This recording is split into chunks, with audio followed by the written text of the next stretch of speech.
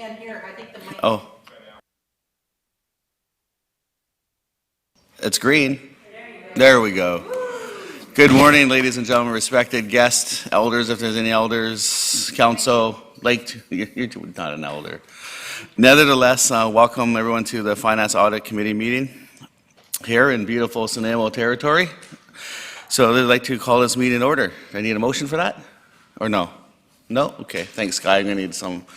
Nevertheless,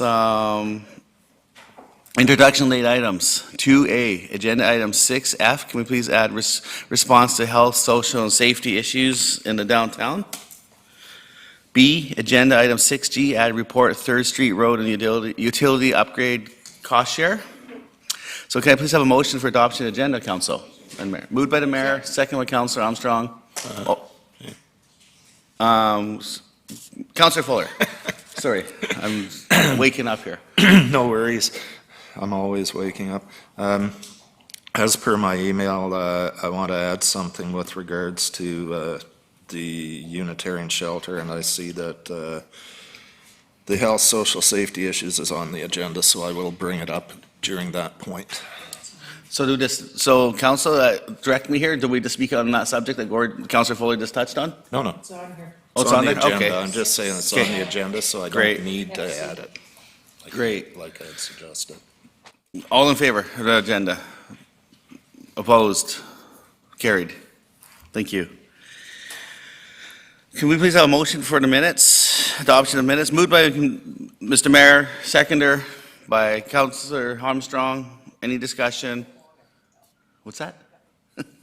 All in favor? Opposed? Carried. Thank you. Presentations. 6A, Downtown Revitalization Tax Exemption Program. I'm going to hand the floor over to Ms. Amaranth Manhez, Economic Development Officer. The floor is yours. Good morning, everyone, and thank you. At the December 7th, 2017 Finance and Audit Committee meeting, staff presented a background information on establishing a Downtown Revitalization Tax Exemption Program, the DRTEP. A quick recap of the program.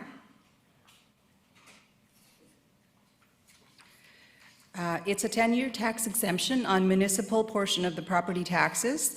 The projects that will be eligible are multifamily residential developments with 4 or more units with the building permit value of $500,000 or more, new commercial building developments with a building permit value of $500,000 or more, additions or renovations to existing commercial buildings with building permit value of $500,000 or more, and the value of construction must be at least 50% of the current assessed value of the building.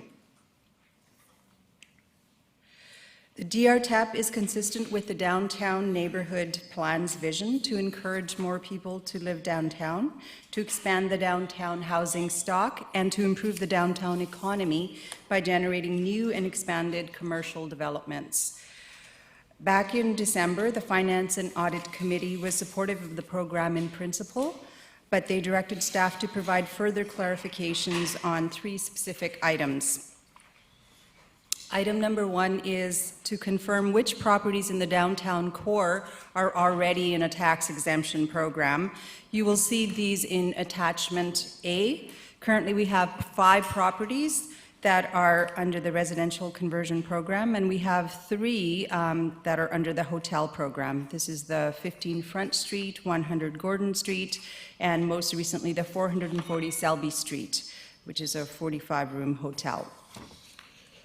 Item number 2 was addressing any potential conflict with the new DRTEP and the existing heritage tax exemption program.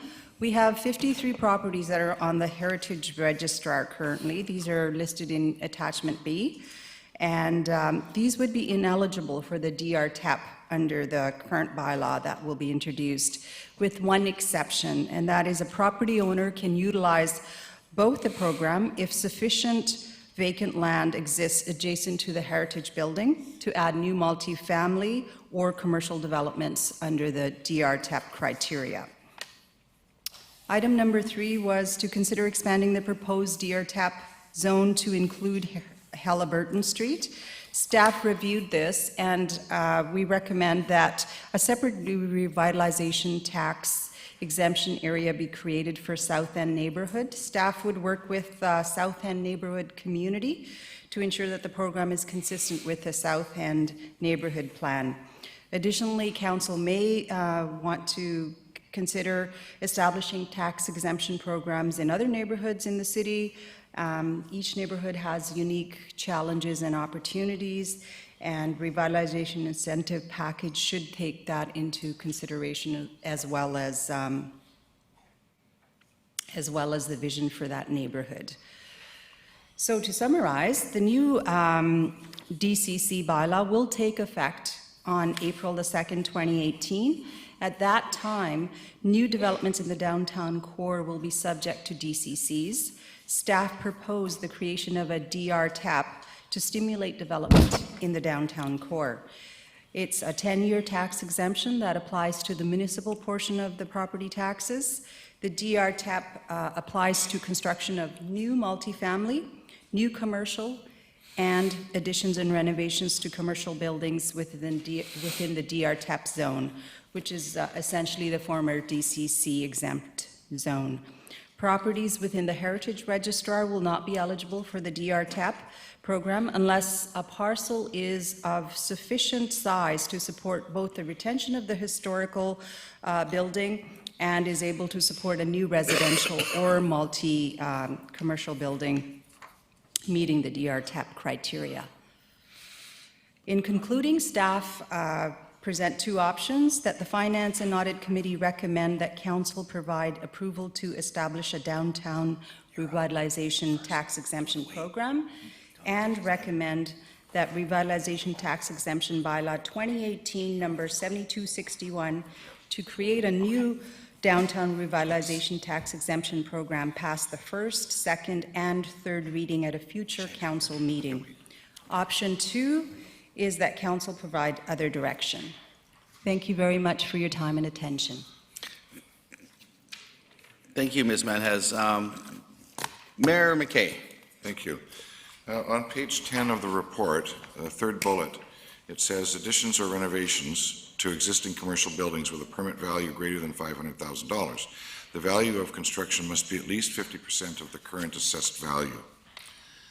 I'm concerned that we're providing tax exemptions for new hotels when an existing hotel, who may want to spend millions of dollars renovating, will not be captured by this program. I'm speaking specifically of the Coast Hotel.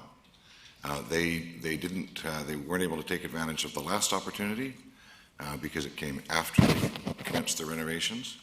And from the look of this, they're going to be excluded from this as well. That concerns me. Mr. Corson.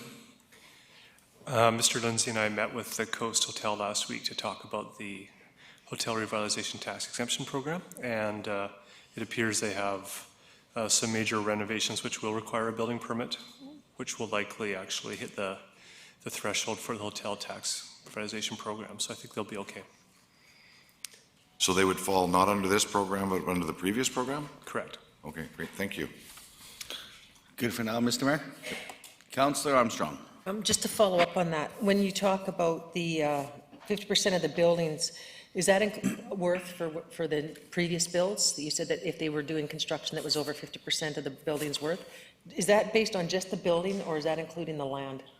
It's just the building, and I believe the reason for it is because at that threshold it triggers sprinkler and seismic upgrades, and it becomes a major renovation, so we want to incentivize major renovations. So the land value is excluded, that's all I care about. Yes. Thank you. Councillor Hong. Thank you. My question I have is, why are we doing construction of multifamily residential units 4 or more? Because that could theoretically just be a fourplex, which would fall under, is that correct? And we would still have to pick up the garbage. Shouldn't we be focusing on more density, like 6 or more, in terms of what we're trying to capture with this? Or are we trying to do this for residential, like exactly what you said? Shouldn't this program be kind of excluded to what we have with the Halliburton and other areas that you discussed that could potentially benefit from this program?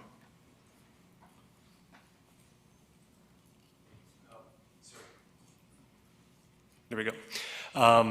Yeah, so 4 was the number we came up with. If council has, if you'd like to see a different number in terms of multifamily, we felt that was a sufficient threshold to encourage densification and infill in the downtown. But if you have another number you'd like to see in terms of units, then we'd be open to that suggestion. What are our traditional numbers currently right now that were built? I know that there are some new units that were built up on Albert Street and Franklin or Fitzroy or some of those corners. How many units were those facilities?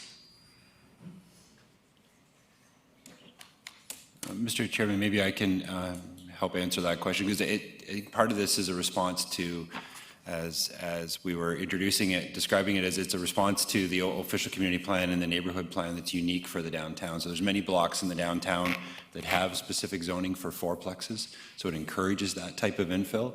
And what's important to note is today, if you build a fourplex in the downtown, you do not pay DCCs. After the adoption of the DCC bylaw, you would pay DCC. So this exemption is simply trying to reflect all of those projects that would now be caught under the DCC program. They would now be eligible for tax. So in response to your specific question, there are zones, and we're seeing infill projects that have anywhere from 4 to 8, sort of that sort of scale of mid-sized infill. Okay, thank you. Mayor McKay. Thank you. You're welcome. Can somebody help me with the taxation regime with respect to buildings sitting on air parcels? So my question is, if you build a building on an air parcel, presumably you wouldn't pay tax on the land, just the building. Is that correct? Thank you.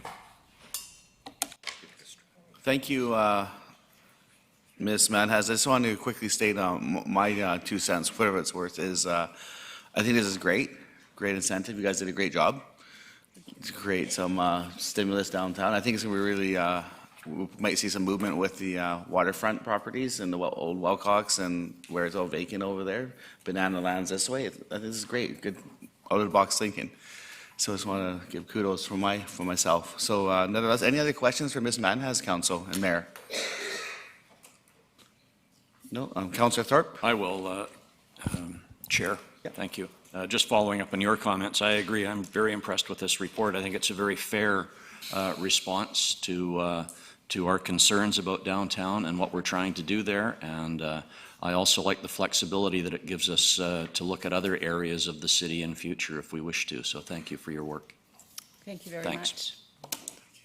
Thank you. Thank you. Thank you very much. So, moved by Councillor Hong, staff recommendation number 1 and both, Jerry? Yes, 1 and 2. 1 and 2. Second by Councillor Thorpe. Any discussion, Council? Calling all in favor? Opposed? Carried unanimously. Thank you. All right. Item B, budget carryover forwards, to be introduced by Ms. Wendy Fulla. The floor is yours, ma'am.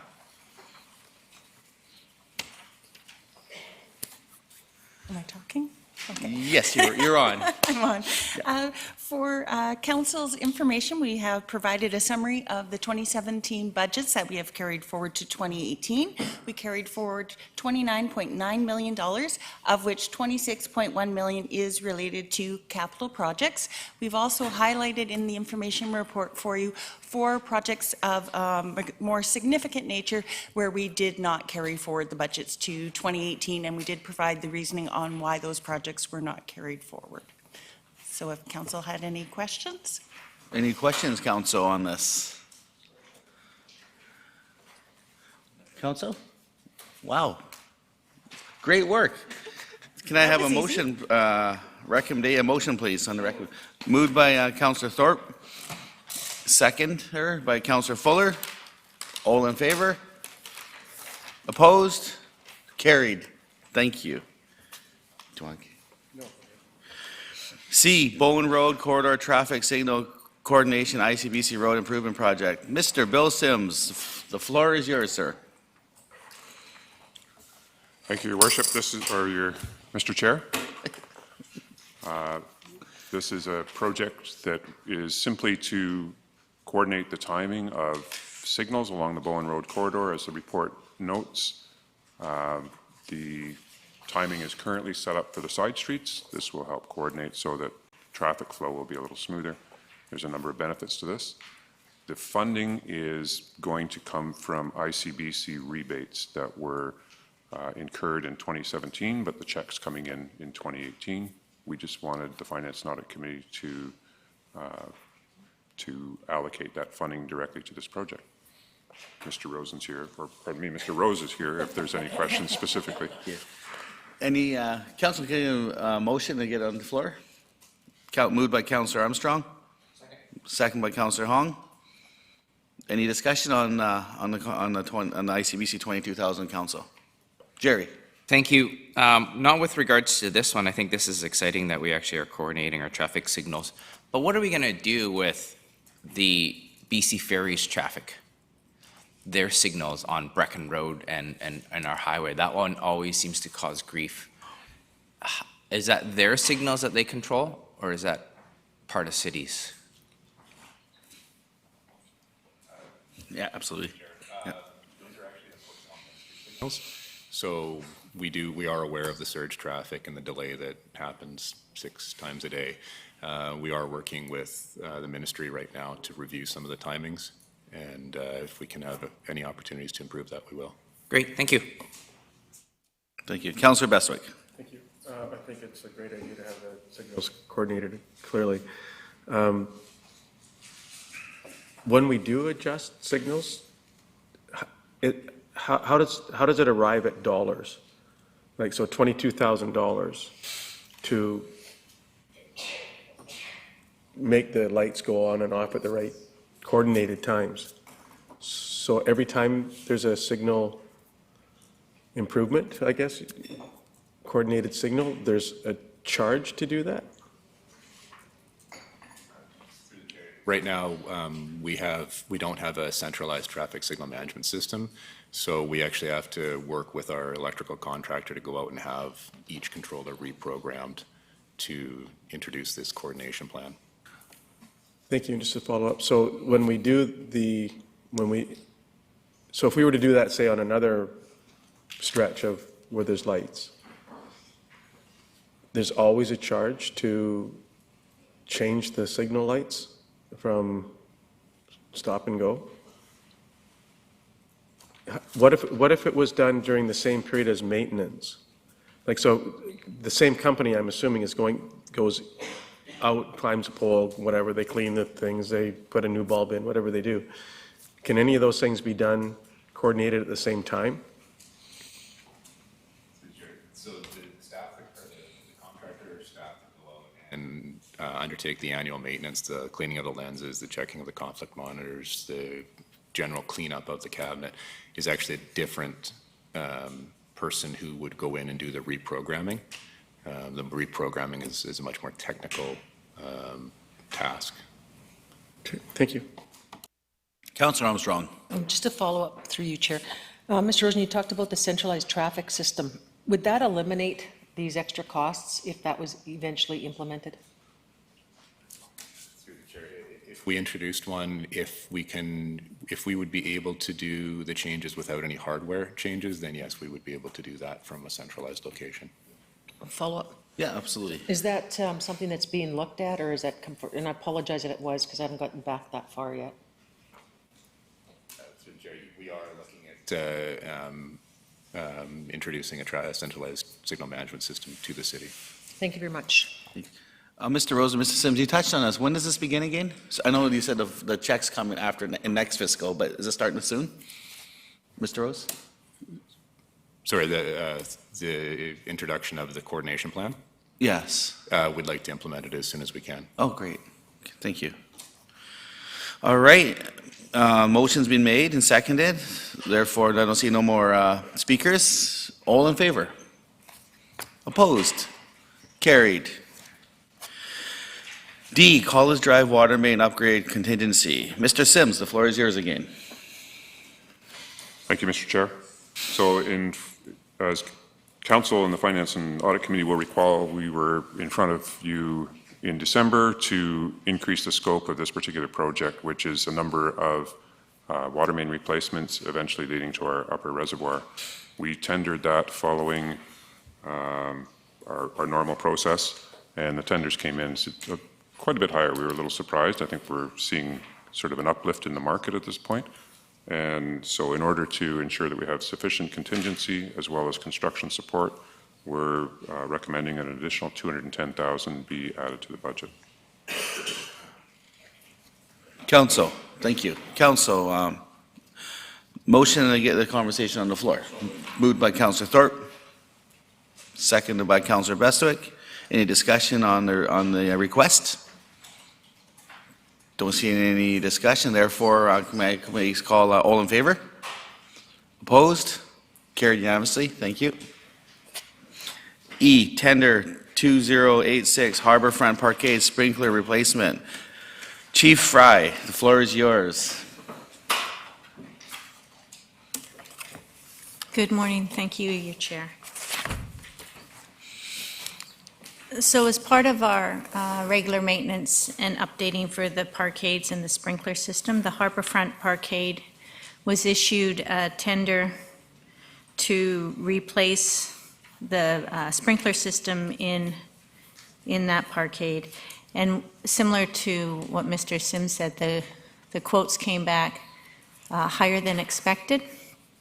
There is sufficient money in the general parking reserves to cover the additional $50,821.26.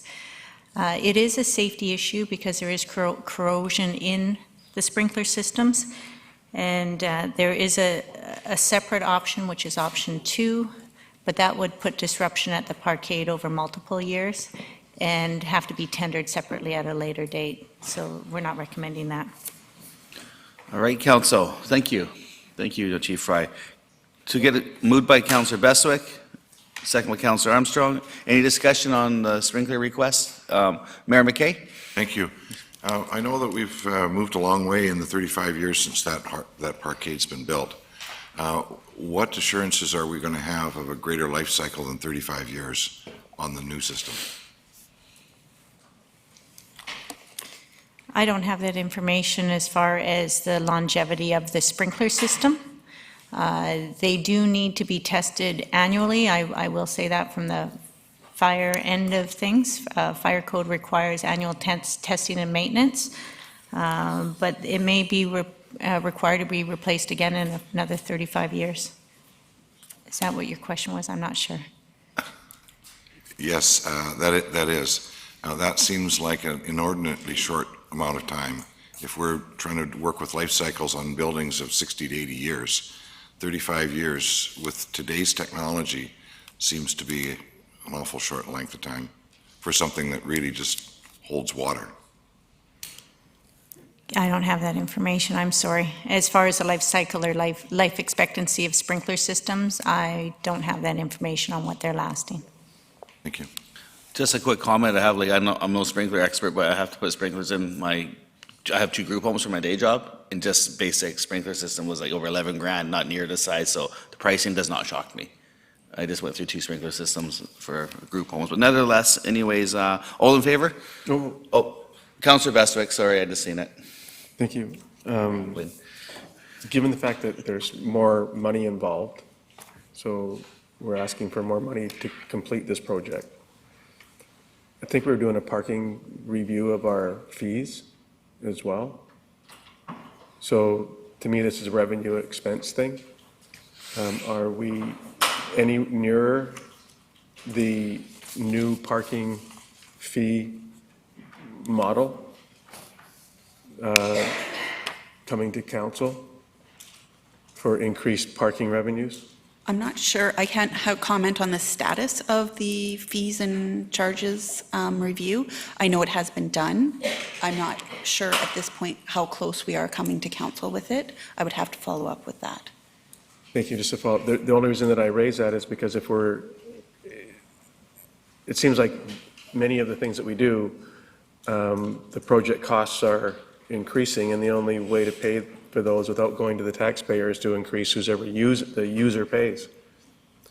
So if our fees aren't, and I think we haven't adjusted our fees for probably 10 years, or something in that range, so I'm hoping that we can get that back on the table as soon as possible to adjust our parking fee monthlies and dailies and hourlies. Thank you. Through the chair, we'll definitely take that into consideration and work with finance. Thank you. All in favor? Opposed? Carried unanimously. Thank you. 6F, response to health, social, safety issues downtown. Mr. Dale Lindsay. Mr. Lindsay, the floor is yours, sir.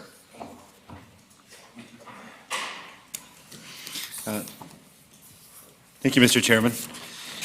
I'm just going to quickly turn it over to Mr. Anderson to walk you through the report, but I just, as an introduction, want to remind Council that this is a follow-up to a report that this committee and ultimately Council received. I guess it was late last year, and at that time there was a number of recommendations about a response to health, social, and safety issues in the downtown. And at that time, Council recommended short-term funding for both continuation of security and for cleanup efforts in the downtown.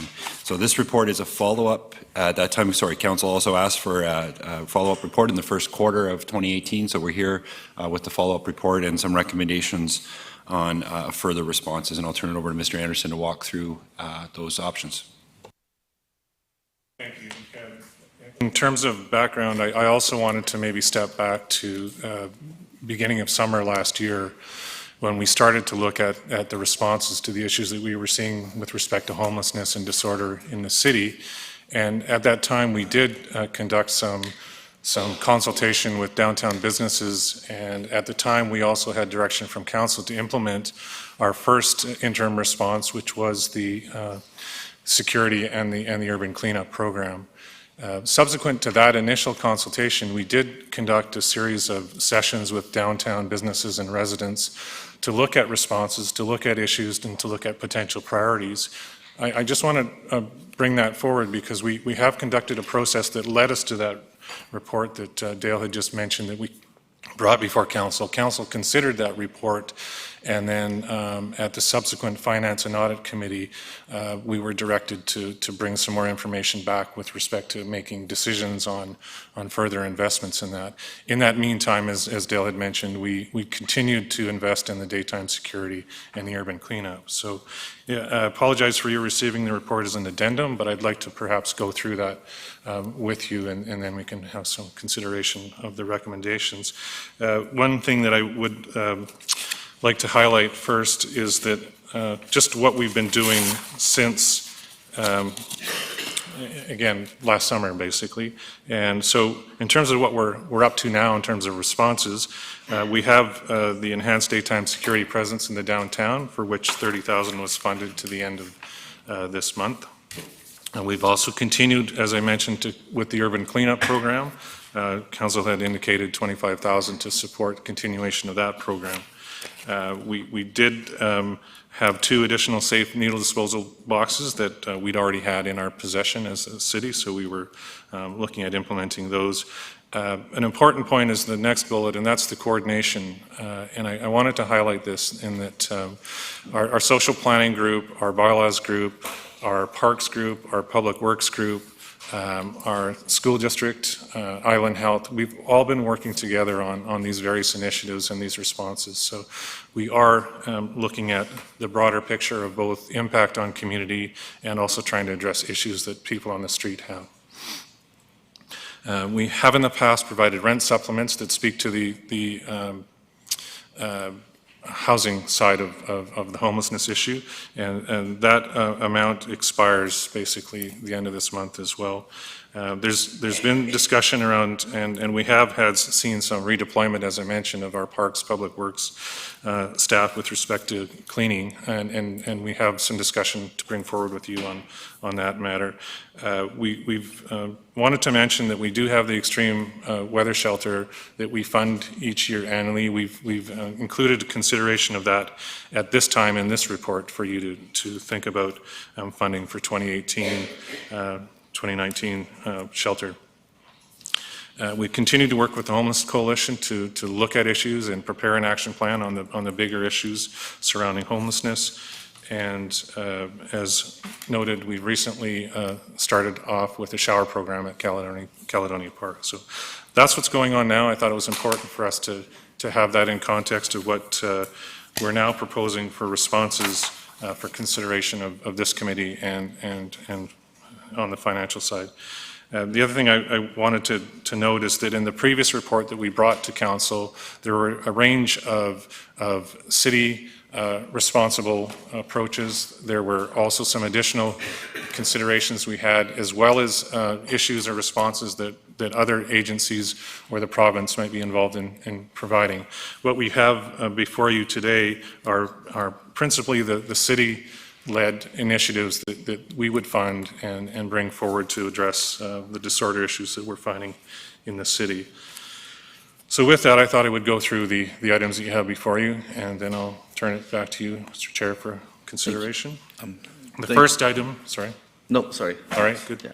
The first item is item A, and that's to continue daytime security services, and that's a contract with enhanced hours. The cost associated with that, as noted, is $74,700, and that's basically to increase the morning and evening hours associated with our current daytime security piece.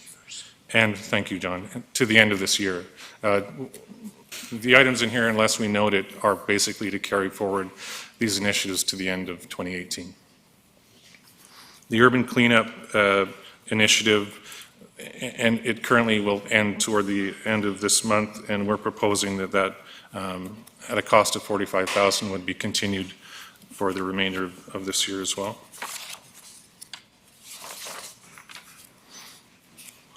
Item C is to continue the annual support to the extreme weather shelter, as I noted, and we have provided in the past an amount of $45,000 toward the city's portion of that. The province does provide for the extreme weather hours associated with that, and we provide an additional amount to support that shelter being open. Item D, as I noted in the past, we have provided a one-time rent supplement program. We're proposing that we would continue to do that with a cost associated of $45,000. My apologies, the shelter and this rent supplement would be drawn from our Housing Legacy Reserve and not from taxation. Item E is the provision of 3 portable toilets in the downtown.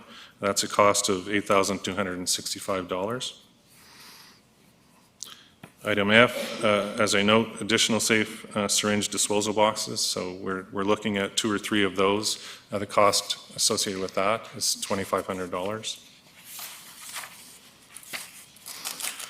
We had also had on our list previous the idea of providing additional garbage cans at strategic locations. There's no cost associated with that, but we do think that's an important response to what we're seeing, certainly in the downtown.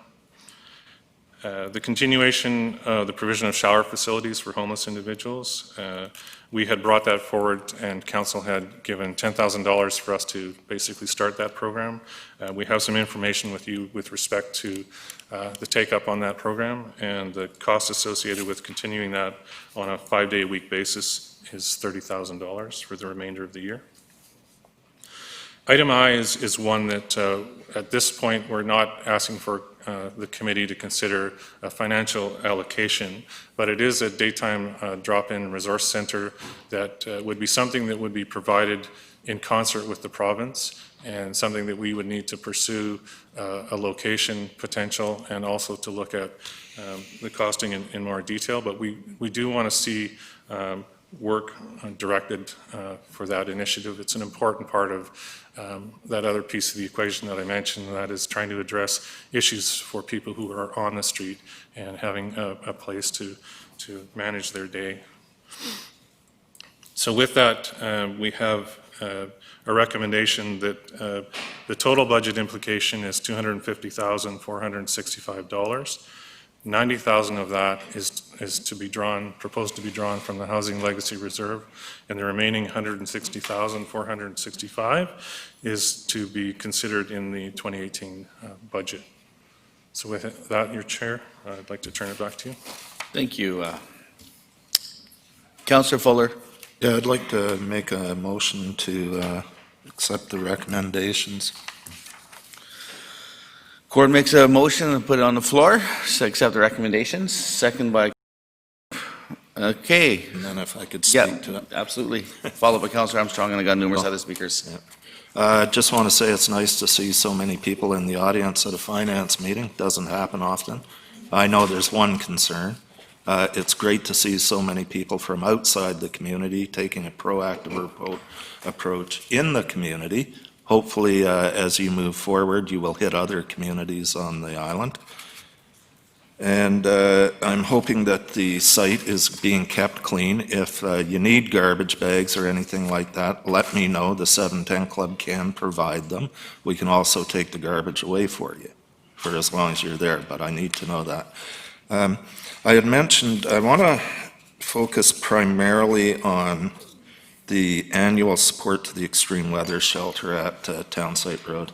This is something that I've been thinking about for over a month now, but with everything else going on in my life, we all have more than just, many of us have more than this as just our job. I haven't gotten around to bringing it up, and in other communities, what's happening is they are getting support from the province to extend the timelines for their extreme weather shelters. And I would really like to see us send a letter to the province requesting the funding to do so. Now, that would also mean contacting the Unitarian shelter, see if they're willing to do it. It would also mean notifying the community as well. But I think it's an option that we really should consider, because at the end of this month, you will have 32 beds gone and 32 more potential campers at City Hall. We need housing, we all get that. I'm not one to build shelters as opposed to housing. I've been in this for over 20 years. I used to run the only shelter at the time and always advocated for housing. But the need has become so great and expanded over the last few years, and the issues behind it. So I'm hoping that we could add that to the continued support of the extreme weather shelter in item C, that we contact the province and try and get expanded funding. And if we have to enter into a partnership on that, then we have to enter into a partnership on it. So I'll just leave it at that, and hopefully we will be able to add that. Thank you, Councillor Fuller. Councillor Armstrong. 3 questions, if that's all right, Mr. Chair. Yeah.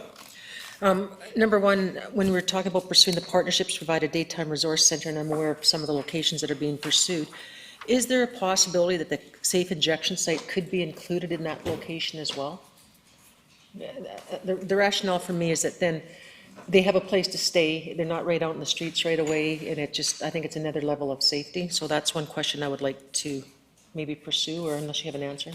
Well, I can tell you off the top that currently our zoning bylaw doesn't provide for that use, so we clearly need to look at our zoning bylaw and then look at possible locations for that use as part of that process. So. Just further to that, I just want to know if that does make sense, like if you talk to the user groups, if that's something that would make sense, or is it just me thinking that it does? Yeah, there has been part of our discussions about if there were the creation of a resource center in partnership with the Island Health Authority, that it would include services and supports as well as a daytime option for folks. So their intent, if we did create something in partnership, would be to put services in there. We have briefly discussed the safe injection option as one of those services, including other things like wound care and shower programs, whatever else we can put in there. So it's on the table for discussion. And again, the zoning issue would be one that we'd have to. Thank you very much. Number 2, The provision of the 3 portable toilets, are they going to be secured? Because I'm concerned about when people come out of the bars at night that they start overturning them and all that. It's not the homeless are going to do it, it's going to be the bar patrons that have been drinking. Currently, we have a portable washroom for the bar patrons at the top of Skinner Street, which is at the intersection of Skinner and Bastion. And that's typically for the nightclub crowd, which is quite close to that proximity number of nightclubs. And so that one seems to survive quite handily over the years. And so the other locations we would choose would probably not be in the nightclub zone, if you will. It would be typically where individuals who are homeless would congregate. So I'm assuming, and I've built into the budget, a fairly high repair and maintenance costs for those items, because they will get hard used. But we're assuming they'll be in places the nightclub patrons don't necessarily wander to. So. Right, and last point, Chair. There was you mentioned that additional public works staff or parks and recs may be required or redeployment. Is that something that's being looked at, and does that fit within the union mandate? I don't know about the union mandate, but I can say that we have had discussions, ongoing discussions with Parks and Sanitation about the resource demands that the downtown cleanup stuff is placing on them, and that there are some limitations as to how much they can do. So there is a discussion about making a business case to look at additional resources that those departments would require, and they would bring those forward. Yeah, my concern is it's not just downtown that the needles are affecting, it's all over the city, you know, as Mr. Britton can attest to. So thank you, Mr. Chair. You're welcome. Councilor Bestwick. Thank you very much. Thanks for the report and the information. I have several comments and questions, but I'll try to be as brief as possible. We're indicating that $90,000 would come from the Housing Legacy Reserve, and the balance would come from taxation. And just going through the A to I's, does this cover, will this cover the immediate needs and concerns to assist the situation that we have today? So I get it's going to assist it, but is this enough? So we know that the situation that we're in, quote unquote, is a crisis with our downtown businesses, with the Old City Quarter, with, we have delegations here about needles and pickups and cleanups and all of those things. So I've said it before about facilities, I don't want to just put a little bit of lipstick and make it look a little bit better. And then a year from now, we're going to go, we tried really hard, and this is not a criticism, we tried really hard, and we made an investment, but we could have done more at that time. And so we obviously have a situation at City Hall. The understanding that I received on Monday night was by asking the question, which I was criticized for the next day, by the way, how long do you intend to stay, to Mr. O'Donnell? It was a fair question. Well, until there's action by the city. And since then, many business owners have reached out to me, and I'm sure others, and I'm not just speaking for myself, I don't think. So when I see things in here, which is great, like the A to I, that's great. Well, how soon could the living room identified location be up and operational? How soon? Like I'd rather see us, and I've said this before, I'd rather see us purchase the portable toilets, but that's just me, because then we can use them at other fairs and events, and now we own them and we're not renting them every year. And the Housing Legacy Reserve Fund has hundreds and hundreds of thousands of dollars in it, I think. Millions. So, and I'm not being sarcastic when I say we need to spend that money, and especially now. Like, I think, and I'm not saying we have to spend it all, but that's what it's there for. And it's like our Property Acquisition Reserve Fund. Well, it's there to spend if there's something need comes along that we should be doing. And it's pretty evident in the community, from economics, from tourism, from homelessness to needles to cleanup to, whatever. We need to do a lot. And so while I think this is great, and we're identifying other properties that might be more suitable for modular homes or otherwise, I don't think this is enough. And I know it'll never be enough. There will always be reasons for more. But I want to know that in 3 months, this living room will be up. I want to know that the portable washrooms are going to be out. I want to know that the needle boxes are going to be all placed and located, and or 2 months, or 1 month, or whatever. Like, we're in the businesses downtown are very vocal. The community's really vocal. The community's really vocal. It's just, so if there's more that we can do, and you're trying to tread lightly and go, okay, well, let's just, I don't think this is any time to tread lightly right now. It's just my humble opinion. I think we need to be all in.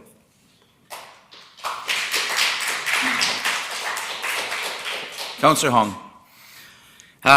Thank you. Just a bunch of questions for staff, I guess, for more information on each one of these items. Number one is our number B, the Urban Cleanup Initiative.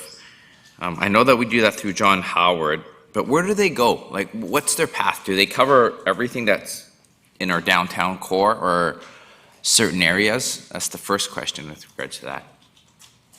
So we have given them a map of the area we expect them to cover. It's essentially the bowl, the residential section of downtown that's in the bowl, and the downtown city center. So they focus on the business district in the downtown. They also address the residential neighborhood as well. And then occasionally, if we ask them to, they will go to other sites, say on Boundary Avenue or anywhere you can pick a place in the city. If there's an accumulation that hasn't been addressed, we will send them on one-offs to specific sites outside that. But it's really the downtown bowl focused on the business district. Okay, and then, so just to follow up on the same areas, if I may, I think I got a bunch.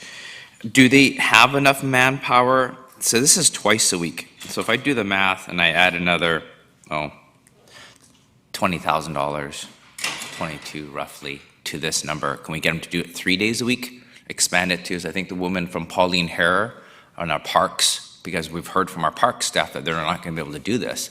So then can we get them to cover the parks if they have the manpower to increase this budget? As Councillor Beswick said, 45,000 isn't a huge amount, and adding 22 to that for a needle cleanup for an extra day to keep the downtown clean is an option. Can we have some information about that one? Yeah, the John Howard has indicated they do have the capacity to increase. Certain times we've had them out 3 days a week, and then we've cut that back to 2. So they're relatively flexible, and if we provided more money, they would provide more service. Typically, when they go out, it's one staff member plus 3 or 4 John Howard clients. So you get about 3 or 4 people, or 4 or 5 people, depending on the day, any given shift. So there's a fairly good number of folks that they go out with, and so they can cover a lot of ground. But yes, if we give them more money, they could do more days of the week. I would present, though, another option is to look at, you could compress the time that the contract runs. So rather than having them out there right until December 31st, you could say the summers are a busy season. Let's have you 4 days a week in the summer and 1 day a week in the fall. So you could compress some time and heighten the service during the summer months and then lower it during the winter, or you could extend the contract dollars and have it more fulsome throughout the year. So there's a couple of different ways you can play it, but they are willing and able to increase the number of days of the week that they do. Great, thank you. And then just to continue, we don't have any issues with QP with regards to this at this point? We have had discussions, and we've received dispensation from the union that we're providing this service through contract, and they understand the social goals that we're achieving with that, and they support this. Ultimately, they said if we're in the full-time business of cleaning up the city center, that is a union job. Essentially, it's our job, and we should be paying a union staff member to do it eventually. But they understand what we're doing with these contracts, and they support it. So it's a bit of a two-way street, yes. Great, thank you. Then on to C with the extreme weather shelter. I know that this is for the next year, but can you remind me how many months that this is and when it starts for us? I know that it kicks in when it gets too cold and the province kicks the money in, but what's our part for it? Technically, the program runs from November till the end of March. The Unitarian Church sometimes will open up early in the year because of a snowstorm. Last year, for example, they opened in October because the weather had changed. And they typically try to run past the March 31st end of year. And to speak to Councillor Fuller's question, this year their goal is to open for a couple of additional weeks, so into April. They've asked that if there's any unspent allocation from their $45,000 we gave them last year, that they could use that to continue past the March 31st date. We haven't concluded that discussion. That's really in some ways your decision, but they do run past some years. This year they intend to do that again. And that's on the basis of provincial funding. The province extends their time by a couple of weeks typically. So November to March, but a little bit of October to April, if you will, sometimes. Okay, thank you. And then on to D, with the rent supplements, can you give me a breakdown on how that's worked? Like, how many people have we helped? How much do we subsidize? You know, what are we getting for $45,000 worth? Do we need to increase that? Do we need to reduce it? Do we need to change it to somewhere else? We initially provided the $45,000 to them in the late 2015, early 2016. So they're just running out of that money now. So that shows you that it's about 2 years worth of rent supplements. That actually really kind of helps about 6 units. I'm going to say units because they provide about a $200 or $300 a month subsidy to each person. Now, putting a person in an apartment from the streets into an apartment isn't 100% successful. So someone will go into an apartment, they might get evicted 3 months later, and so that isn't one person served with that rent supplement. Now another person comes into the program and takes it up. So over the 2-year period, ostensibly you have 6 rent supplements, but they've ended up helping about 15 people. Because some people move into places they can afford, they don't need a big rent supplement. So the key to that rent supplement piece is that the support for those people comes from the federal government funding. So we pay for the additional dollars to rent an apartment in Nanaimo. The federal government pays for the staff that come 2, 3, 4, 5 times a week to help you maintain that apartment and keep your tenancy, right? So there's a combination that we're in partnership with. So are these apartments then just full market rentals, or are these in subsidized housing? Or these are apartments that we've inveigled landlords to provide to us for this program, and we have a good relationship with a couple of commercial landlords in the community that provide these units to us. They understand what we're doing with these, and they understand that they get the support of the John Howard when they rent these places out, but they're not also easy calls to make for a landlord. One of the things that John Howard's identified is that it is becoming increasingly difficult, even with all the money in the world, to find an apartment in Nanaimo to rent, period. And there's a fierce competition for those units that do exist.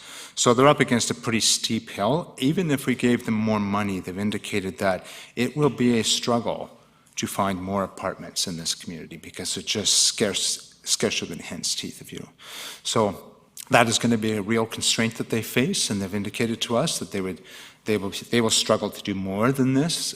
They could, but the availability of stock is the key block for everybody, and that's not anything that we can solve or they can solve overnight. So that will continue to be a constraint for them, is can they find the apartments, right? So.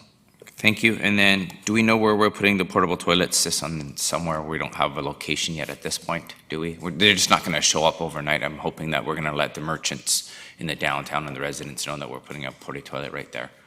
I consider a three-party dialogue on that issue. One is with the residents and merchants who would have opinions on this. Second would be with our staff, like the bylaws and RCMP, et cetera.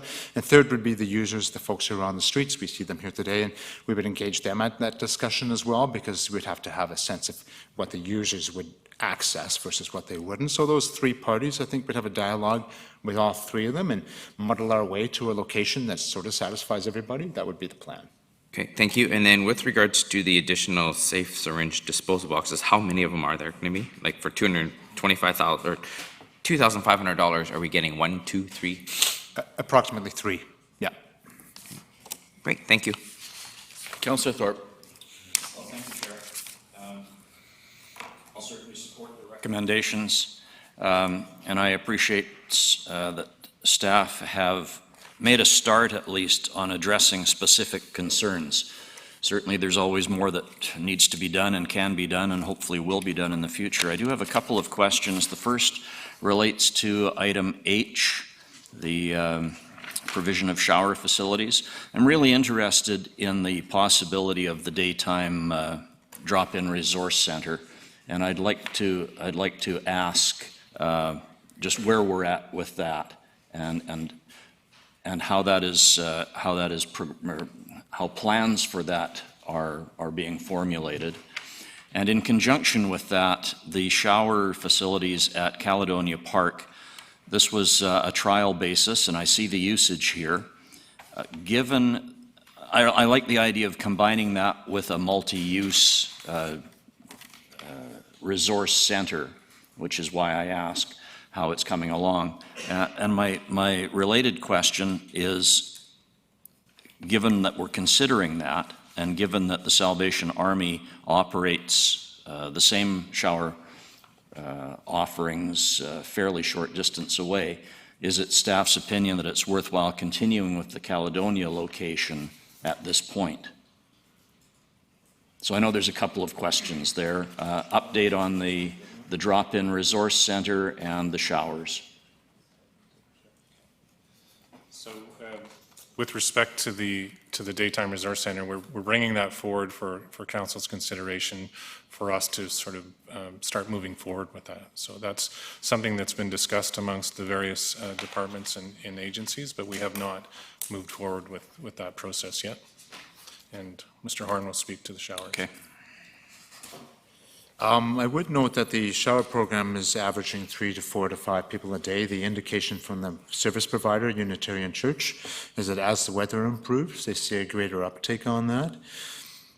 It's hard to say whether that's a good use of money or not. It depends on how much you place a value on personal hygiene, I guess. So it is a debatable issue as to whether that's good money. What I would suggest, rather than opinionating on that, is that if we were to create a resource center, a drop-in space, if you will, it would seem very logical to me that that would incorporate a shower facility, right, because that would make sense, right? So my sense would be that we could provide that service in a more effective way if it was combined with a whole bunch of other things. It was in a place that was available all day as opposed to a little window in the morning. I think a shower that was in a space that was available 8 hours a day would have better value than one that was available 2 to 3 hours a day. That's my only opinion would be, and I think the showers are a good thing, but probably a more effective way to do it if you incorporated it into a daytime space. Thank you, and that's my feeling as well, so I'll look forward to that other report as it comes forward. The other question I had, if I may, Chair, backing up to item E, the portable toilets in the downtown, several times we've heard reference to consulting with the downtown merchants. And this is just a pure curiosity question, what's our process now for consulting with downtown merchants, given that the DNBIA no longer exists? Go ahead. So with the process we had in the summer and fall, we basically got in touch with all of the merchants and invited them to our sessions, and that's basically what we've been using. There's no real organization for us to directly contact, so we basically have been doing that individually with our contacts. So we did have good turnout to our session, so that's good. It seemed to have worked. All right, thank you. Thank you, Chair. Yeah. Councillor Fuller. I don't want to monopolize this, but just a few things. I totally agree with Councillor Bestwick. We need to speed the process up, not create more levels of bureaucracy to slow it down. I'm glad to hear that we are looking at changes to the zoning process for overdose prevention or safe injection, because I want to see that zone in multiple zonings. I do not want to see us concentrating the service in one location. As I keep harping on, multiple locations in every supportive housing complex, as well as drop-in centers, et cetera, et cetera. Worry about the cost to the province afterwards. We got an NDP government, and geez, they should be amenable to some of this. With regards to the Unitarian, great, a couple of weeks in April, but I would like us to approach the province to keep it open longer. If I have to make a motion towards that, I will do so. With regards to the $100,000 towards the drop-in center, I would like to see us allocate that now from the Housing Legacy Reserve Fund. And if I have to make a motion to that, I will as well. So if staff could tell me if I need to make those two motions, I will make them after the initial motion. Okay. Oh, Absolutely. It actually goes all the way back to Councillor Bestwick's comments, but if I could just perhaps provide some comments on Councillor Fuller's recent notes. I know that we wanted to sort of work on these initiatives and these responses to get going on this, and then return to the zoning with respect to the safe injection site. So I can offer that we would do so. I think we might need some specific direction from committee or council to move forward on that. It is a conversation that we need to have both with Island Health and with the community, not a simple effort, if I may. With respect to the drop-in center, we hadn't asked in this report for council to consider basically the $100,000 seed money to allow us to put that forward to the province and say, bring us the rest to deliver that daytime space. But I think that is an option for the committee's consideration. But I have to qualify that it wouldn't be appropriate to take that from the Housing Legacy Reserve. So to go back to some of Councillor Bestwick's comments, the Housing Legacy Reserve is for housing and to deliver housing, whether that be to buy property, to deliver housing, to provide services, to leverage the province to deliver housing. It's not to provide a service center, a daytime drop-in center to do that. So that's how council's policy is with respect to that now. So I just thought I'd clarify that. I did want to, if I may, just go back. Yes, these are some responses that the city can be engaged in terms of what you have before you. The report previously had a series of responses broader to this issue that included other agencies, the school district, province. So are we doing enough? If we're all working on these various initiatives that fall within our jurisdiction or our bailiwick, we're probably going to do something longer term with respect to this issue. These issues that you have before you are, for the most part, relatively short term, and for the most part, they're dealing with impacts on the community as a result of people having to be on the street. That is mostly what you see with these. So that's my comments. I hope that helps. Thank you. If I may. Oh, I just wanted to mention on the Housing Legacy Reserve Fund that there'll be a report coming forward in the near future that identifies there's a number of housing projects that we've approved, affordable housing for seniors, for adults with disabilities. You're familiar with these projects that have come before you for development permits and rezonings. They have requested support for DCC relief on their projects, which is very standard. We've often given development cost charge relief to affordable housing projects. There's a number of them in the development pipeline now. And when they appear for their building permit, they'll be asking for DCC money. It's going to add up to a lot because we're close to 250 units of housing that are being developed right now for affordable housing in our community. The DCCs associated with those, the 50% that's not provided in the bylaw, is going to add up to a pretty big chunk of the current Housing Legacy Reserve Fund. So I would caution that even though it looks like there's a pile of money sitting there, there's a big train coming down the tracks with a box car with a "give us money, please" loaded behind it. So you'll be making potentially allocations out of that fund to support those projects that are in the development pipeline right now.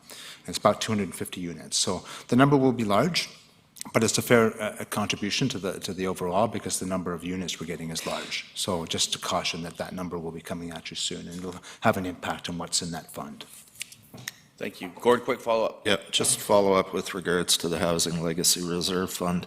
Back in when the rent supplements were first allocated, I had come to council from the other side suggesting that might be an option and was told that the Housing Legacy Reserve Fund was not appropriate use of rent supplements. The policy changed. and it became a use. So we can change the uses. Also, I believe that in process right now is a report with regards to the $1,000 per door thing that tends to build that housing legacy reserve, and how it would be great if we could increase that to reflect some of the other communities in the province's costs as well. So that would help. I'll amend the motion to find the $100,000 wherever we can, because I think this is one of those things. And I know that the homeless group is working on this, but if this can help speed it up, if we can find this anywhere, that 100K, then we need to do it and get it sped up, because summer is coming. We may see more people coming into town, and I would love the idea of throwing showers in there as well. So I think that's a great idea.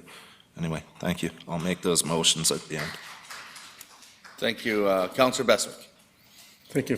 I don't know if there's any first-time speakers. I don't want to. I'll come back if there's somebody else that wants to talk. Mayor McKay. Thank you, Mr. Chair. I want to just follow up on what Mr. Horn was saying with respect to the relief of DCCs. I have no issue, excuse me, with relieving DCCs on projects like this, just like I have no issue with relieving or, by permissive tax exemption, excusing the tax for a number of charities and religious organizations. I was just busy scribbling some numbers down and trying to figure out exactly what the contribution is from the province. You touched on the roughly 250 units. We approved development permit on 185 units of seniors housing on Butter Tubs. There's a wonderful project coming to completion for families, 25 units on Bowen Road. Then there's also the heroic efforts of the Nanaimo Aboriginal Society with respect to King Edward Court and what they've done down there. And that's only a start as to what they want to do down there. But we have to remember that all three of those projects, 246 units, I believe it is funded by the province through BC Housing. So we can never forget the role that they're currently playing in the community. I just did some quick number crunching on 44 units. 44 units of supportive housing at $375 a month would produce about $200,000 a year in revenue. The capital cost, just the debt financing on a $7 million project is about $500,000 a year. Then they've got operators in there that are looking after the building and supporting the people inside it. That's probably another couple $100,000 a year. So we can never forget the role, and we can bash them all we want. We can never forget the role that the province is playing in helping the community in putting these projects together. If we were to have done 44 units of supportive housing on our own piece of property, we would have had a couple $100,000 for property. We would have had $7 million in debt, a couple $100,000 a year in operating funds, and that would be a huge burden on the community. So we really have to appreciate the effort the province has put in to backstopping these projects, because they certainly contribute the lion's share. Just wanted to say that, Mr. Chair. Thank you. Yep. Back to you, Councillor Beswick. Thank you very much. A couple of questions to staff. So we had a delegation on Monday night. They have a 3-month contract that does needle pickup for, they have a $10,000 3-month window. And I just wanted to make sure that our coordinated efforts, because when I hear that when it's a busy time, great weather, 4 times a week, and then maybe in the winter we'll drop off to 1.5 or 2 or whatever. So hoping that we can have a coordinated approach so that maybe we're not all out there on Monday, Wednesday, and Friday, the other group's out there Tuesday and Thursday or whatever. So as long as we had a coordinated approach, and then I accept whatever you think is the right coverage, if you will. I also just wanted to make a comment on, I'm trying to make a lot of notes here. on the city contribution of $100,000 per year, daytime drop-in resource, and if we did do that, then it would be a location that we could have showers and so on and so forth, which makes total sense. So I'm just wondering if there is a location now. So today, the Unitarian people have to be out at 7 a.m. in the morning. And then, so now they're pushed out onto the street, and then they come back at 7 o'clock at night, or whatever the case might be, if you're first come, first served. And clearly, there's no showers available there, I'm guessing. So when we're doing a lot of these one-off things and trying to help, and then the $100,000 a year, and then maybe we'll get it matched, or the province will jump in. So when I'm looking at this stuff, I'm saying, okay, if we have the Unitarian Church there, and we're sending people down the street to Caledonia Park for $45,000 a year, or $75,000, whatever it is, and maybe Caledonia Park's the right location now, but maybe it's not the right location because it's just might not be the right location. I would almost like to see us make capital improvement investments. Yes. So the living room place, we're going to pay lease, we're going to pay rent, we're going to do whatever we're going to do, but it's not going to have showers. So we have to find one, or build one, or take time, or wait for the province to jump in with their 150, or whatever. I would rather see us say to the Unitarian, you know, for $100,000, we can build you a nice washroom with showers. And and it says every year. So we're going to do $100,000 per year, city contribution. So in 5 years, that's $500,000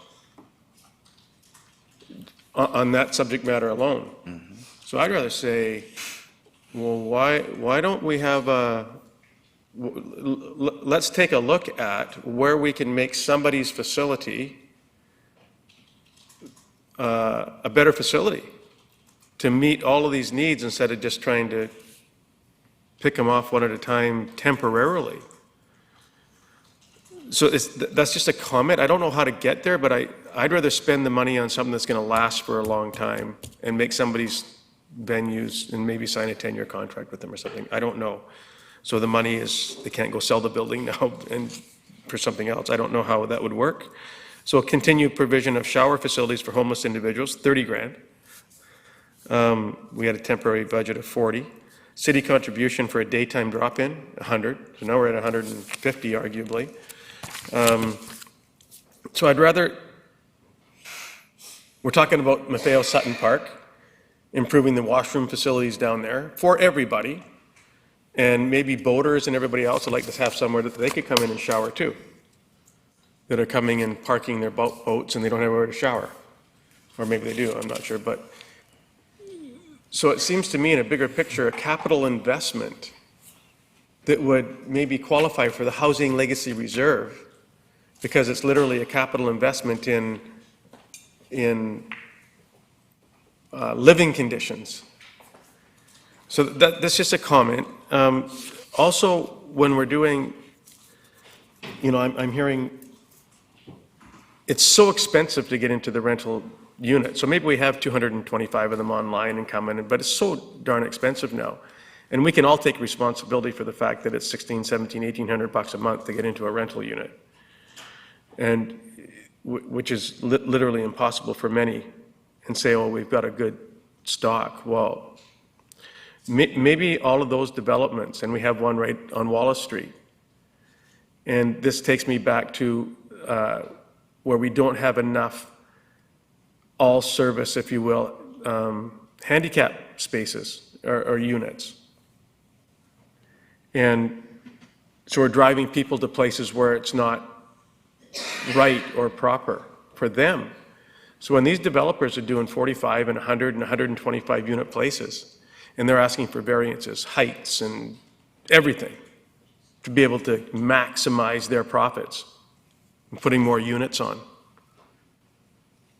that 5% of their units have to be in this category. 1%, 2%, like 2 out of 40 units, 1 out of 40 units.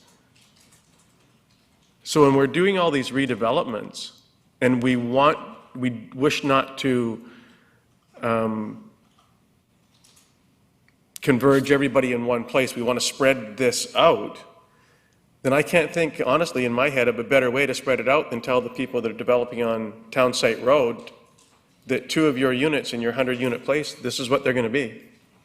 And if you want these variances, that's what it's going to be. And you can call that whatever you want.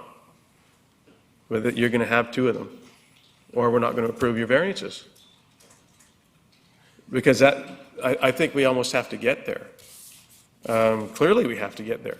And I also want to make the point, when we used to have that property on Meredith and Bowen and we sold it, and we leased that space, if you will, to 12 cubed homes, small units. And now it's a TV show about small unit living for $25,000 to $35,000 a unit. And they're portable. And you can move them. And you can make little communities with them.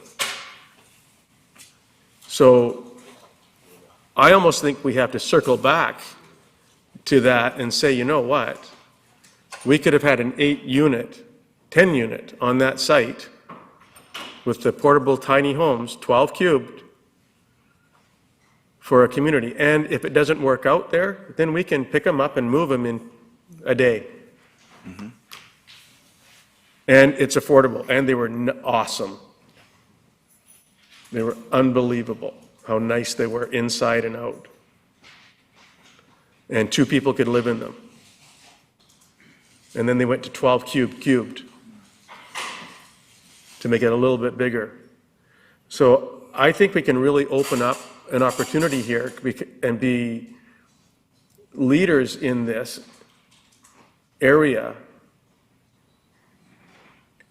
and start maximizing our monies that we have and investing in properties that might already exist to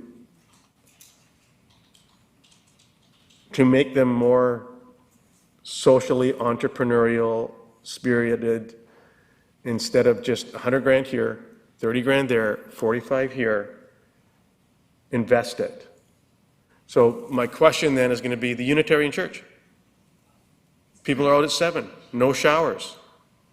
We're trying to find some place for a living room. I don't know if that's the right place, but can we go to them and say, I probably shouldn't be saying this, can we go to them and say, you know, we can build a really, really nice shower facility on your property for 150 grand.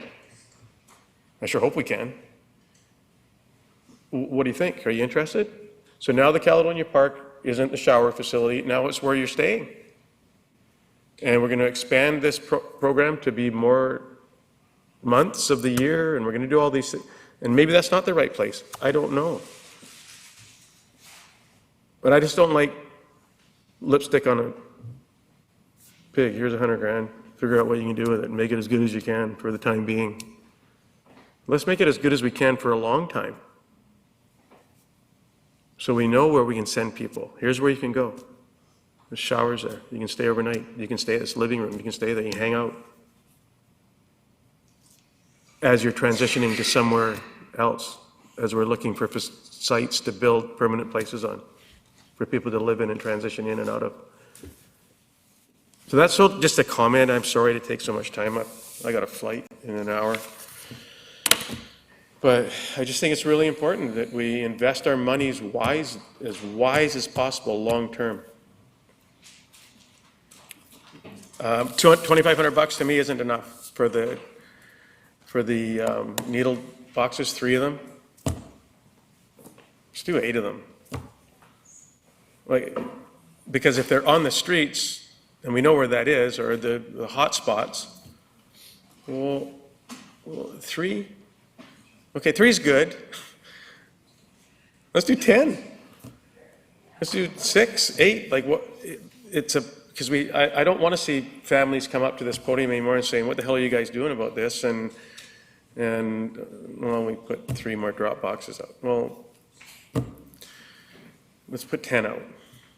Let's really get ahead of this if we can in so many ways. And I think there's $300,000 on the table right here. I think we can do a lot with this, and we should. We need to. And the businesses will be happy. The parents, we have to. We don't have a choice. So I'm sorry to harp, but I love what we're doing, but I just think we can do more. Thank you, I'm sorry.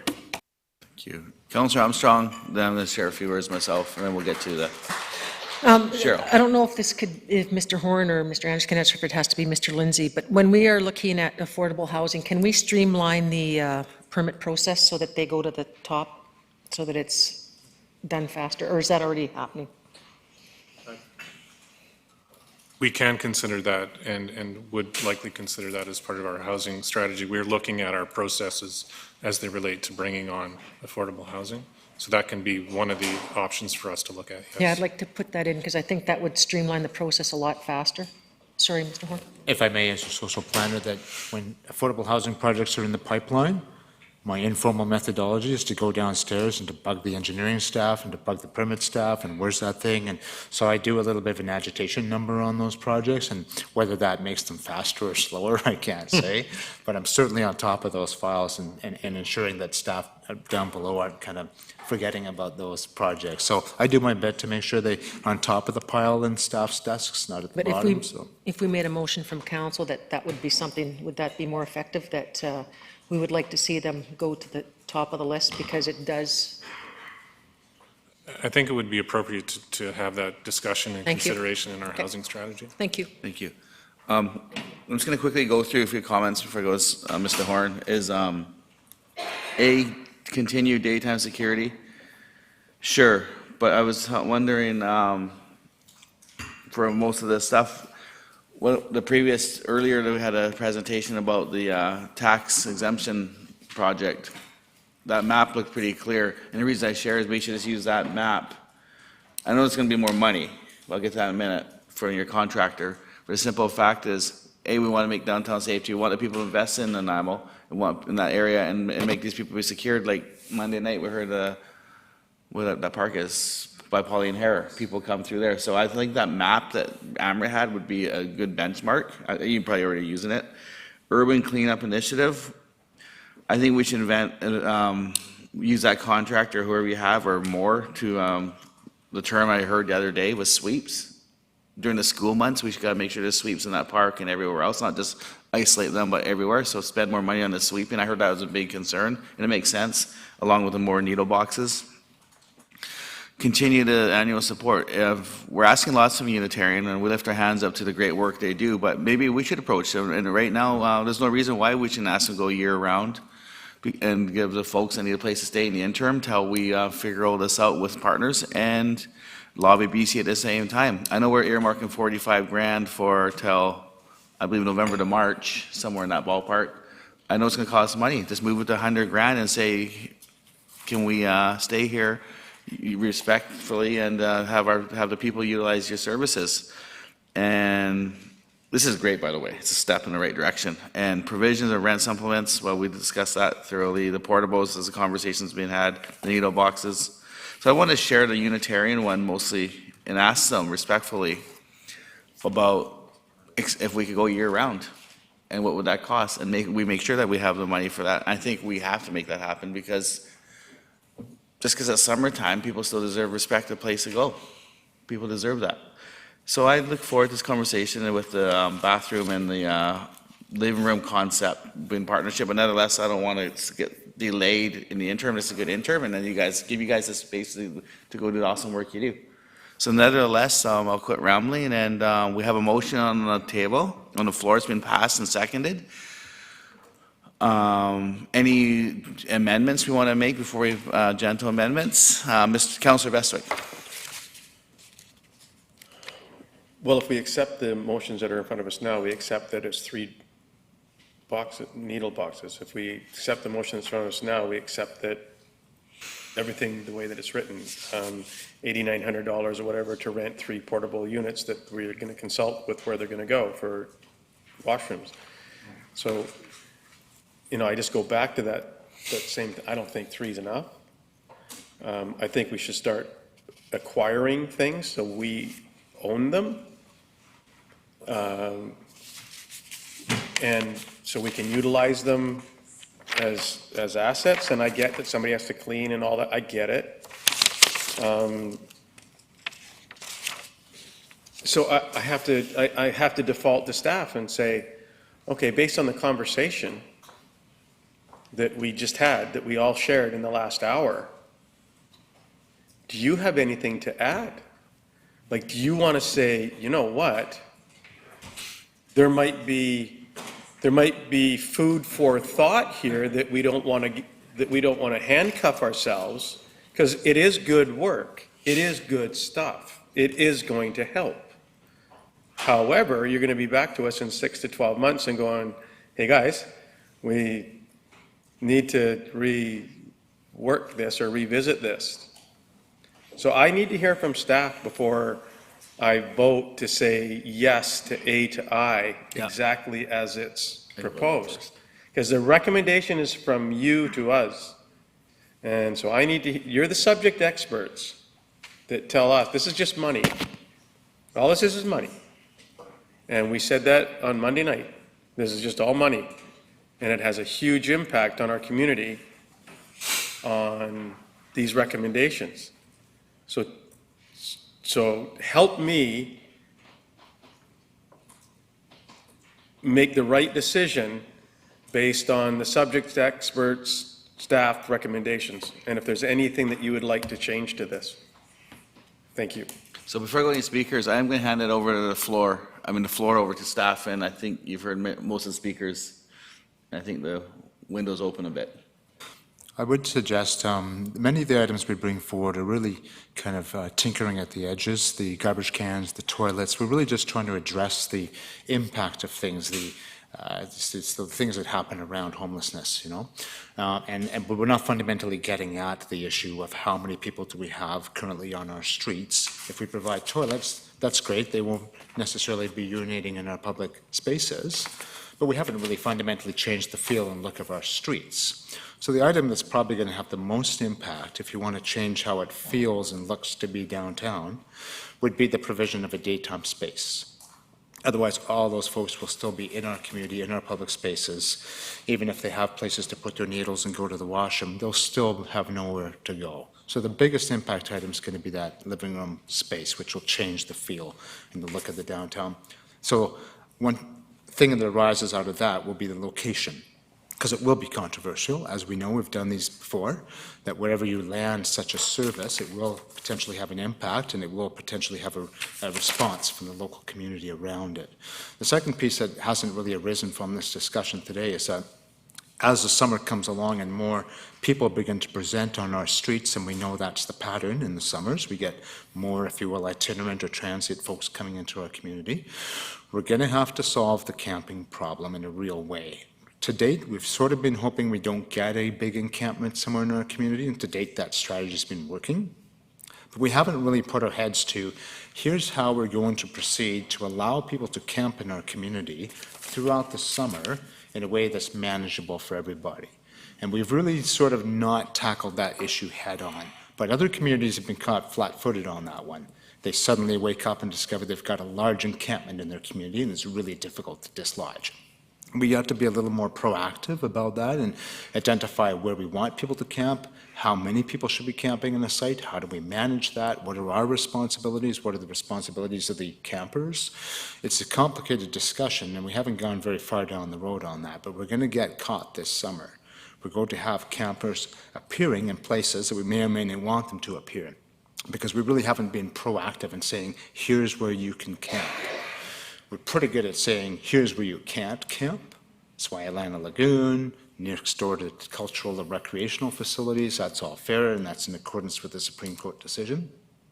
But we haven't had the hard dialogue about here's where you can set up tents and here's how many you can have. And how do you propose to manage that, campers, right? So it doesn't turn into a scene that we saw in Victoria, the scene that the Surrey people are wrestling with right now. It happens to communities. If you don't prepare, you'll have an encampment and it'll get out of control. So we got to be on top of that a little further, and that's a tough discussion to have because we got to identify places that people can camp, and that's going to have some repercussions, right? So those two locational pieces, where do people camp this summer and where do we put this living room? They'll both have some fairly significant community dialogue associated with those and potential impact. Those are big things, and we're going to have to work through those. So I'll stop at that, but I know Bruce has a comment on the daytime piece. So one thing I did want to daytime is that is a partnership with the province, particularly with Island Health. And for us to move forward with that, the indication we have is that we need to initiate that. We need to work at a possible location, and we need to bring some money to the table to indicate a partnership. And then our chances are reasonably good. Those are the indications to us. So if council can get their head around considering that actual cash ask, which we didn't put in as an ask in this, we put the item in, we didn't add that to the cost. That is something that I think John makes the point that what happens in the daytime is something that's then bigger than cleaning up and doing the things that some of these issues address. I would speak to the needle boxes. I mean, so 3 for 2,500, so you could roughly say 10,000 would get us more needle boxes and possibly closer to that 10.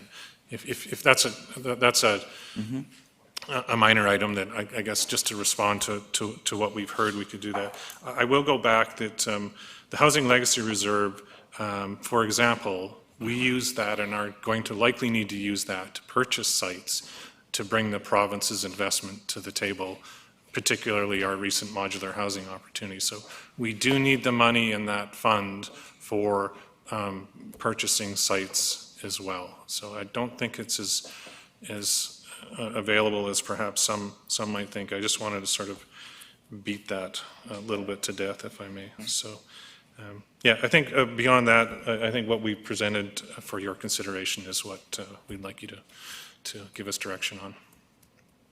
All right, I got Councillor Fuller, Councillor Bestwick, then we'll see where this goes. Yeah, so what I wanted to do is actually make amendments to the recommendations as opposed to separate motions in an effort to speed this up.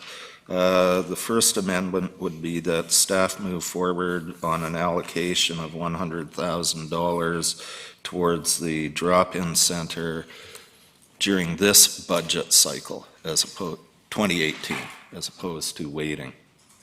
The second amendment would be that staff approach the province with a request to keep the Unitarian shelter open at existing hours, because we are going to take a hit on this, and I'm willing to take a hit on it for existing hours without throwing in everything else, which we can do at a future date, and having them open every day. Because if you think housing in Chase River 300 meters or more away from a school and a shelter open nonstop 24/7 right across from an elementary school, talk about the optics on that one. So I would like to see that be added as well. And I would also like to amend it to increase the needle box amount to $10,000. All right. As the mover, I'll accept it, but I need the seconder to accept it as well. Sky, who moved it? Yeah. And Councillor Thorpe, are you second, or are you open to those amendments? Friendly amendments? Yeah, per year. She needs per year in the. Per year. Okay, Yeah. yes, that's fine, thank you. Per year. All right, on the amended motion, Councillor Bestwick and then staff. No, go ahead, you can call the question. Staff would like to speak before we call the vote? Which is no problem if you want to speak, it's totally. I guess my question is, if that's on, yeah. Are you empowering us then to go identify a site for the daytime drop-in center and proceed to negotiate on Or that site? partner. Because they may have to negotiate with the commercial landlord, or a school board, or another government entity, or someone out there that's got a piece of real estate. So if you're empowering us to proceed, then we'll use our best judgment about identifying where that thing should land, and additionally our best in judgment around investing appropriately in capital infrastructure rather than ongoing service Or costs. partner, like someone said, or one of your existing partners may say, we can do this. Absolutely. Yeah. And we would report back to you, but we want to know that we have the mandate to proceed to really go after a site if it appears, because as in, it's not easy to get places, right? So sometimes you have to jump on them. Mr. Horn, I think it's not speaking for all the council, but what I'm reading is basically we want to get this rolling and keep it as open-ended for you guys. Do your great work. Make stuff happen. Thanks. All right. All in favor?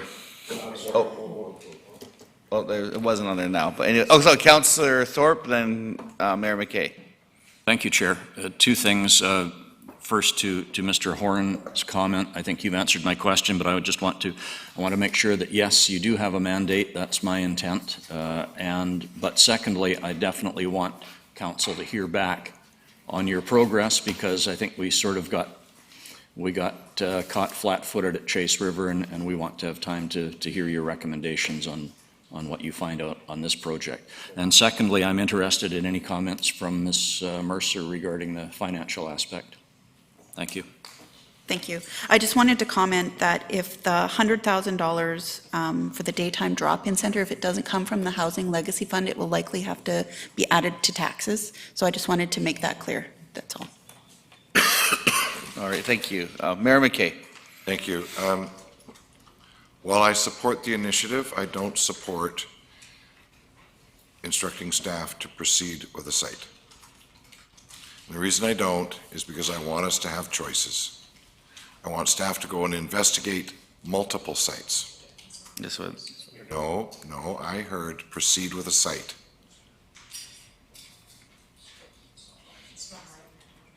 Can I clarify? Yes, please, because The process would be for us to do several things, one of which would be to approach the province and talk to them about this opportunity.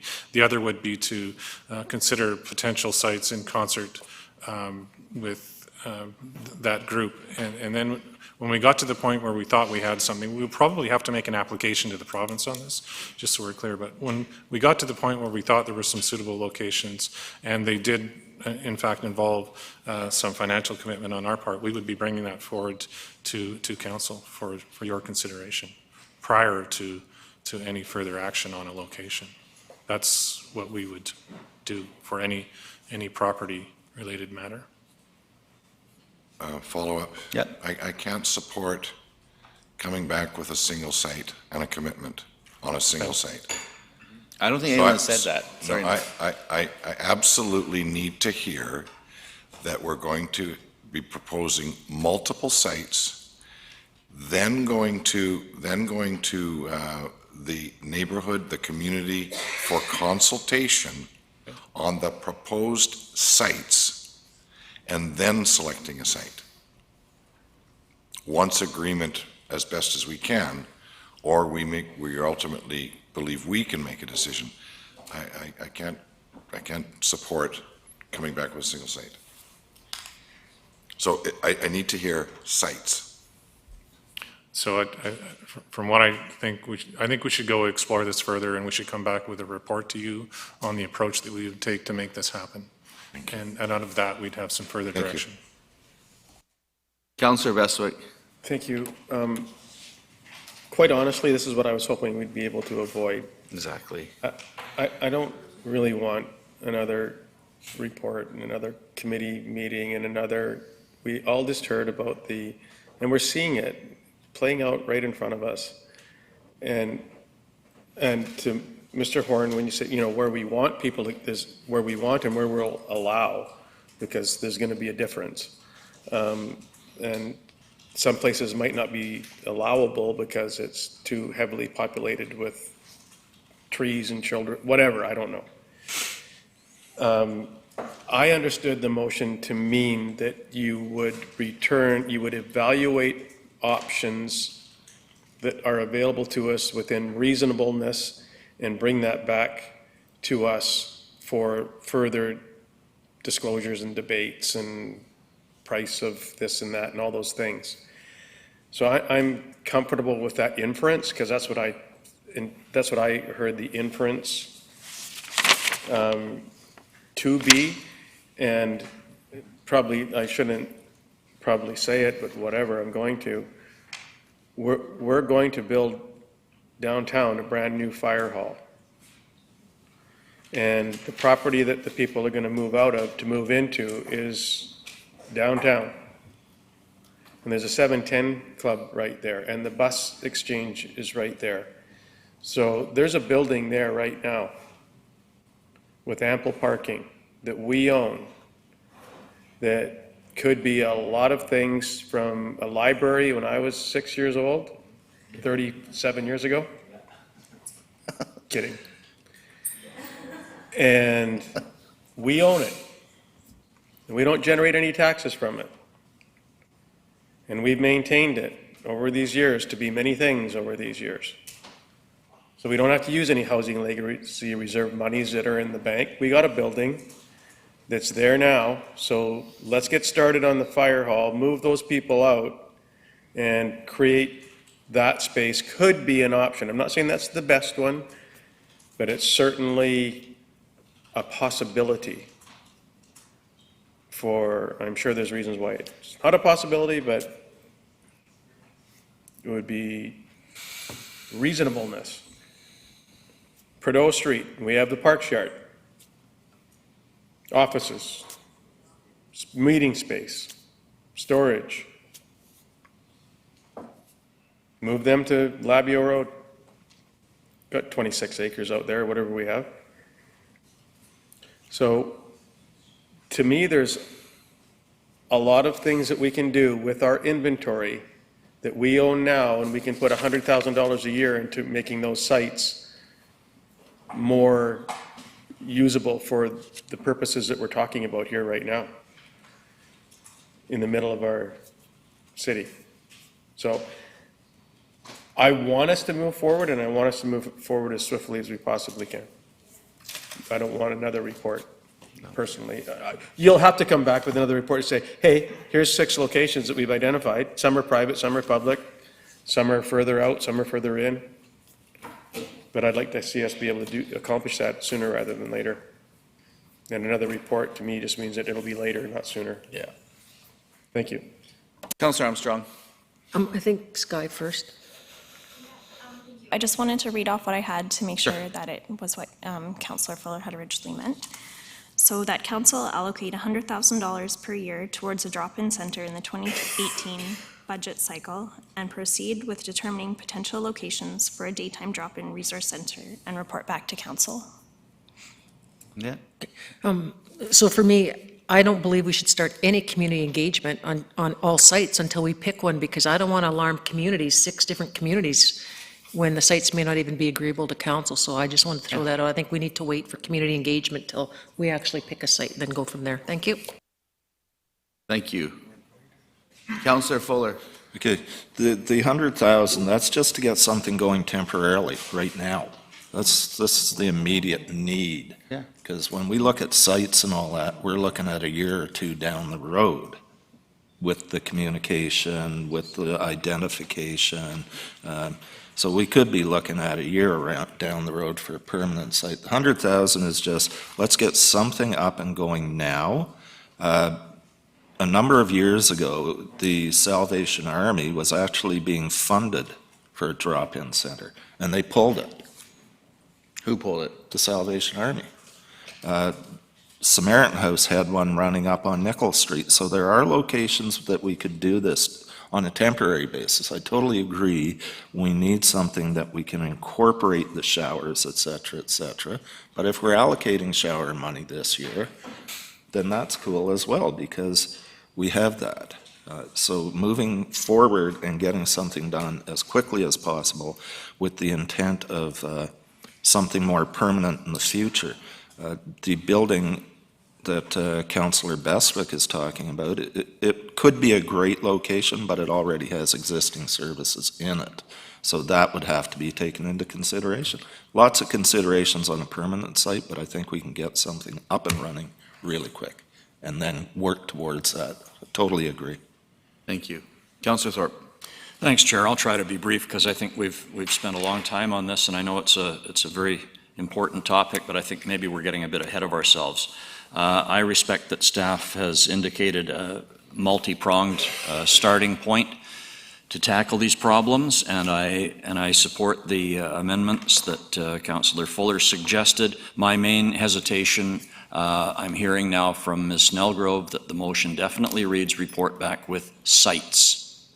And I think that was the mayor's hesitation or concern as well. I don't want to hear back from staff, here is one site, because then if something goes sideways on that, we're back to square one. So I'm I'm confident now with the wording of the motion that it's plural, and we'll have some options to consider, and I think we should get this moving.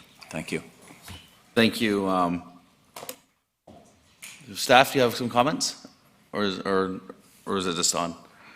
Just to note that the $100,000, the cost of the drop-in facility, there'll be some tenant improvements we would need to make to any site to make it secure and workable. The bulk of the money is staff wages, because without a core group of staff managing that function, it could turn chaotic quickly. So really, when you think about the temporary versus the permanent and how we use that money, it's really about paying wages. And that's probably the bulk of the expenditure we're seeking, and some capital improvement. Just so you know, that's what the money's about, is paying staff to be in the site all day. Exactly. Just final comment I'm going to make is, I also think in the motion, I'm not sure, Ms. Snellgrove, if partner was in there, or I think the staff will look at partners, because there might be already existing places and people for 100 grand. I run a nonprofit, and if this is part of my realm, I would be interested in that as well, which we can't, but I'm just saying, so there might be other nonprofits that want to partner with us. In regards to the old library, I used that library in the 70s. It was awesome, by the way. But anyways, today I think there's like 12 employees or so from the fire management, from the white shirt division, and we have a lot of room in the SARC building, so I think we could have staff out of there in a week, if that's a great location, and I say it respectfully. So that site would be a good site in my view as well. But nevertheless, if there's a will, there's a way. Nevertheless, with those amendments made, we're all clear on them, and I don't, for the mayor's comfort, there wasn't this one site, so I think we've made that crystal clear. So nevertheless, all in favor? Opposed? Passed unanimously. Good discussion, council. All right, where am I on this agenda here? G? G's really?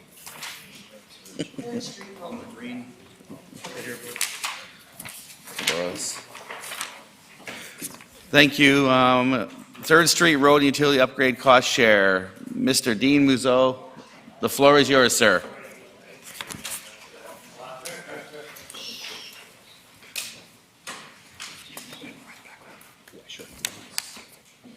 Through the chair, I'll provide a little bit of background before we get into the report. So 3rd Street is a major connection between the Parkway and the downtown. It's part of the major road network. Unfortunately, there's a legacy crest curve in the road near Watfield. Crest curves are a safety concern. The crest curve that's there now is substantially smaller than what would normally be permitted under our standards in this day and age. About 5 years ago, we had a project in the capital plan to upgrade the road in that location. Unfortunately, we weren't able to proceed with it because the adjacent development was not ready to go at the time. So we now have an active development on the south side of the road that is in the process of tendering their work, and they're ready to partner with the city to facilitate that work. And so what we have in front of you is a report to allocate funds to complete the cost share and allow the work to proceed on 3rd Street and for the development to proceed. Thank you. So walking through the report, Paul's supplied the background information on this one. We have a development at 560 3rd Street that's going to be providing student housing, some commercial property and multifamily housing on there. Under our current bylaws, we can only require a developer to construct to the center line of the road. That's provincial legislation that limits the scope of the works that we can require through works and services. So obviously, with the reprofiling of the road, we can't have a road that has a grade separation at the center line for safety purposes. So to achieve that, what we need to do is we need to participate in a cost share for the other half of the road. Now, previously, when a property at 560 came in for development, through the rezoning, we were able to secure a community contribution, which was going to be provided in 2 parts. It was going to be a total of $100,000, which was going to assist the city with the previous project that we had for the reprofiling. They've pulled the trigger on their first phase of the subdivision, contributed $50,000, but we still have another $50,000 to come when the next phase of the development comes in. So the request that we have in front of us right now is to be able to utilize the dollars from the various DCC projects that are in our current bylaw, or sorry, in our pending bylaw, which I believe has received 3rd reading. We're waiting to get it back from the province to be able to finalize that bylaw. So It will allow us to complete the construction of Third Street in one fell swoop, get all of the frontage works and services done for the development, and prepare it so that when the development across the road comes in, the Third Street is at the proper grade and alignment to allow for frontage works and services to occur for that development as well.